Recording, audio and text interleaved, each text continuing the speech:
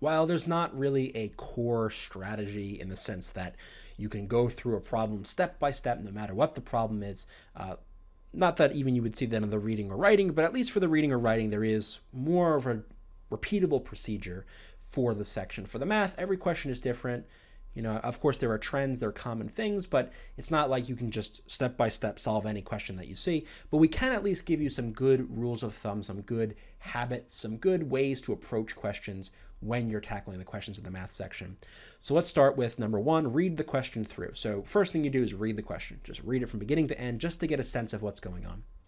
Next, you want to go back and then start breaking it down piece by piece, sentence by sentence, word by word. We'll talk about this more in a little bit in the next video about additional tips and also about wordy problems.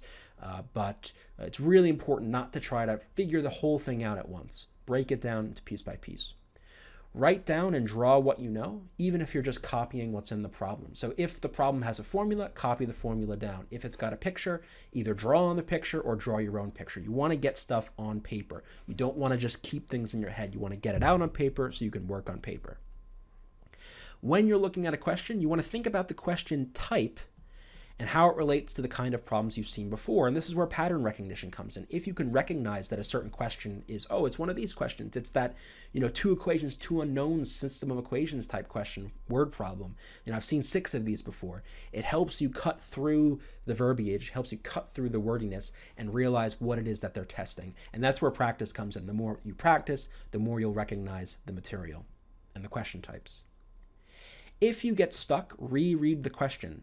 So a lot of times if you're doing a question, you get, somewhere through it and you're not really sure what to do next. Sometimes rereading the question will help because you might find something that you didn't use, a number that you didn't use, or a fact or concept or a stipulation that you didn't account for. So you want to make sure that everything in the problem is being used in some way, or if you're not using it, that there's a reason why you're not using it. But generally speaking, you're going to use all the information given in a problem. So if they give you a number for something and you haven't used it, and you're stuck on the problem, maybe you got to use that number in some way.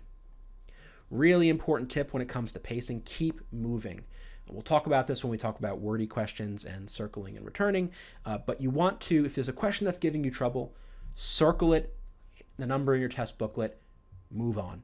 Finish the rest of the test, finish the rest of the section, and then come back at the end and try that one again, because you don't want to spend time in the middle of a section on that one question when you've got a ton of questions to go.